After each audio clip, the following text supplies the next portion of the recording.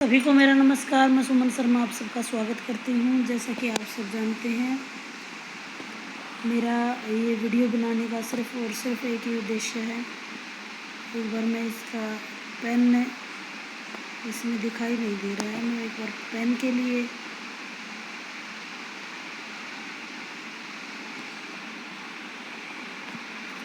अवधारणा नाटक किसे कहते हैं, आप इसकी अवधारणा क्या है, साथ में रंगमंच की क्या अवधारणा है, दोनों का साथ साथ आप अंतर कह लीजिए, उसकी सामंजस्य कह लीजिए, बिल्कुल छोटे से वीडियो के माध्यम से लेकर के आई हूँ।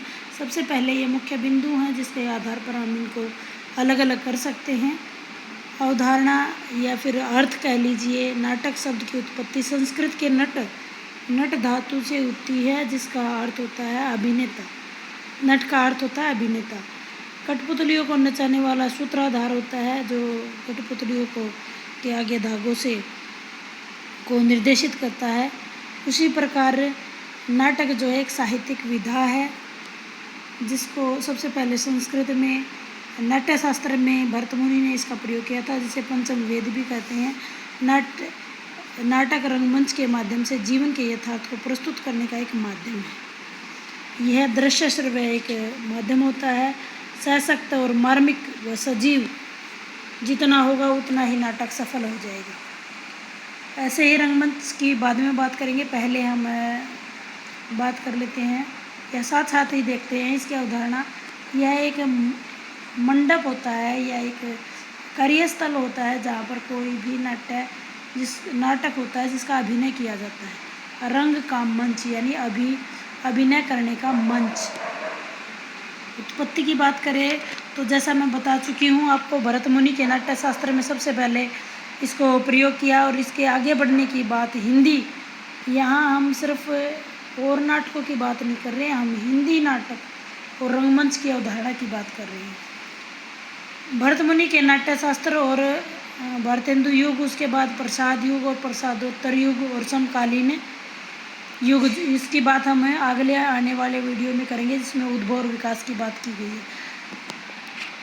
रंगमंच की बात करें तो ऋग्वेद में कतिपय यम और यमी, पुरुवा तथा उर्वशी के संवादों से इसकी शुरुआत मानी जाती है।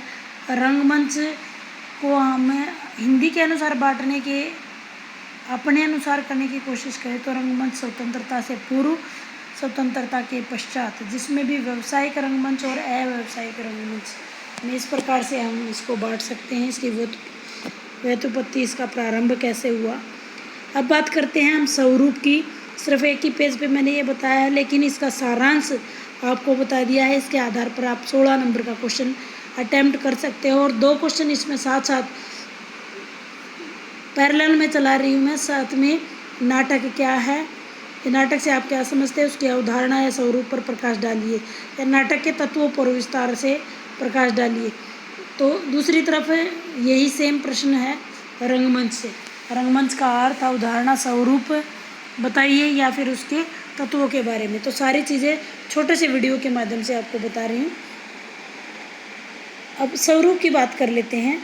स्वरूप, नाटक का स्वरूप है ये, नाटक में बहुत सारी चीज़ें आ जाती हैं। नाटक एक सशक्त विधा है जिसमें हम वेशभूषा, दृश्य सज्जा, प्रकाश सज्जा, रंगमंच, संगीत, संवाद, अभिनय, पात्र सभी का ध्यान रखते हैं। तो सभी ये दृश्य श्रव्य विधा है जिसमें नाटक का प्रस्तुतिकरण कितना सुंदर हुआ है, वो सारी चीज़ें इसके अंदर आती हैं। वैसे ही साथ साथ रंगमंच की बात भी कर लें हम।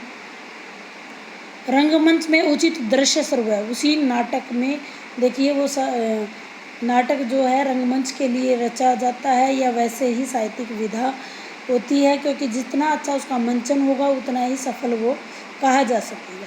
तो हम रंगमंच में देखिए उचित दृश्य श्रव्य वस्तुओं का सफल प्रयोग किया जाता है, वेशभूषा का ध्यान दिया जाता है, निर्देशन कितना अच्छा है, ध्वनि और संगीत कहाँ कम कहाँ ज़्यादा, संवाद शैली, अच्छे प्रकाश की व्यवस्था, अच्छे अभिनेता का चयन। इसके प्रकार हो सकते हैं जैसे आयताकार, वर्गाकार या त्रिभुजाकार। इस प्रकार से मंच बनाया जा सकता है। आइए बात करते हैं आगे तत्वों की। तो भारतीय 2 प्रकार की विचारधाराएं हैं। भारतीय विद्वानों के अनुसार इसके 3 ही चीज़ें इसकी मुख्य मानी जाती हैं, वस्तु, नेता और रस।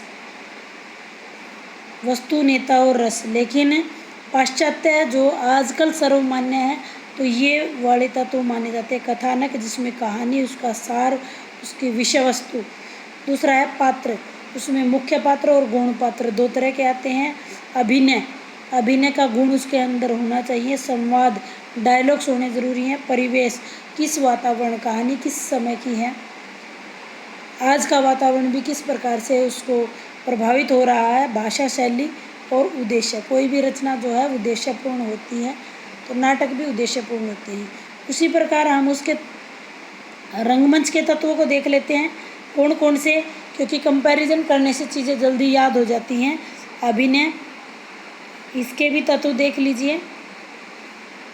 अभिनय, पाठ, यानी अभिनय आप समझ ही रहे हो, ये इसके 9 मुख्य चीज़ें हैं। पाठ, पाठ का मतलब वही कथानक, विषय वस्तु। श्रवण, सुनना। वेशभूषा, मेकअप। दृश्यावली, दृश्य, एक दृश्य के बाद दूसरा दृश्य कैसे, किस प्रकार से तैयार किया जाए और उनमें आपस में कड़ी जुड़ी हुई है या नहीं। प्रकाश, ध्वनि और निर्देशक। अब उद्भव और विकास की बात कर लेते हैं। उद्भव विकास जो कि हम नेक्स्ट वीडियो में करेंगे। उद्भव और विकास, थोड़ा सा विकास के बारे में, नाटक के विकास के बारे में बता देती हूँ।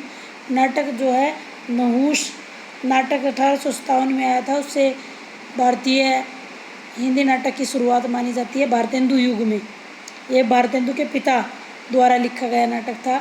रंगमंच की बात करें तो रंगमंच नट नटी और यम यमी संवाद से है।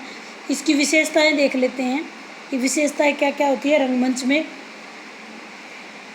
दृश्य श्रव्य आकर्षक होना चाहिए। दृश्य, दीवार, छत, पर्दों का ध्यान दिया जाता है। तालमेल पर विशेष ध्यान दिया जाता है और दर्शकों की सुविधा के ऊपर भी ध्यान दिया जाता है। उम्मीद करती हूँ दोनों के दोनों प्रश्न जो है आपको समझ आ गए होंगे। और नाटक और रंगमंच से देखिए, बड़ा तो आपने याद ही करना पड़ेगा, इसकी परिभाषाएं भी 1-2 याद करनी पड़ेगी। इनका अंत संबंध की बात करें हम, तो ये नेक्स्ट वीडियो में हम लेके आएंगे कि इनका क्या क्या संबंध है परिभाषाओं के द्वारा, और किस विद्वान ने क्या चीज़ बोली है, वो नेक्स्ट वीडियो में लेके आएंगे। मैं समझती हूँ ये प्रश्न आपके पेपर में ज़रूर से ज़रूर, दोनों में से एक ज़रूर आएगा। नाटक की अवधारणा और स्वरूप, और नेक्स्ट वीडियो इसी प्रकार से उद्भव और विकास, नाटक का उद्भव और विकास और रंगमंच का उद्भव और विकास, दोनों एक साथ ही छोटे से वीडियो के माध्यम से सिर्फ हिंट्स आपको दिए जाएंगे, आगे आप करेंगे। धन्यवाद।